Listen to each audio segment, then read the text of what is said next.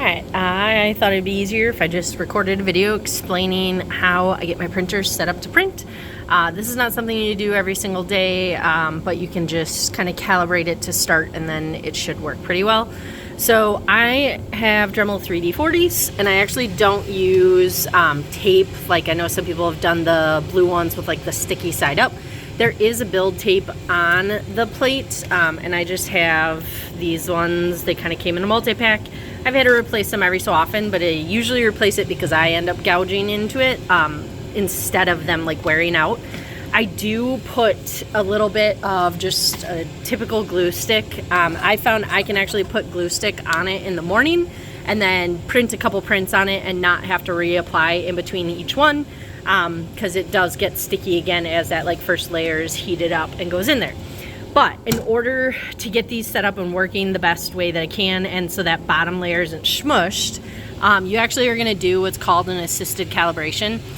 So I already have this one, it's already done, so I'm gonna show you how to get to it. But basically what it does is it gives you 3 versions, 3 different heights, and then you can choose the one that is printed best. So here you're just telling it, do I need to A, increase that gap, B, keep it the same, or C, leave it as is.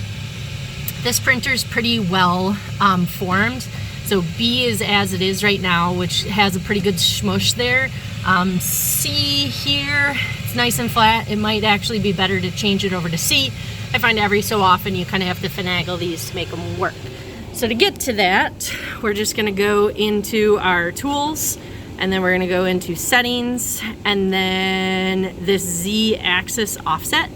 And then from here, there's just that assisted calibration and it will allow you to kind of level your plate as it goes and then it just prints. And then just like this one over here, you just choose which offset. So if yours is really off, you might have to do this more than once, or you can kind of adjust it yourself too. So like right here, I can, if I know I need more of a gap because my first layer is too smushed down, which is usually what happens when you have a hard time getting the print off, or if it's that first layer isn't smushing enough, then you could decrease that offset and then you can just play with that assisted calibration. So I only use glue sticks on mine. You can see I have a lot of that white kind of glue stick residue.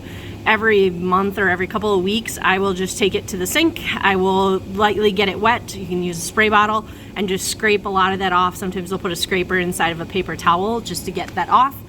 But then to truly remove, ignore kind of the mess, this is kind of just where I remove 3D prints. So I just have like a piece of wood that gives me an edge, and then it's like one of those 6-in-1 paint ones, and then just a rubber mallet, and I can usually just kind of bust the prints off of it that way. So that's how I print, that's how I calibrate, and that's how I remove them from the machine.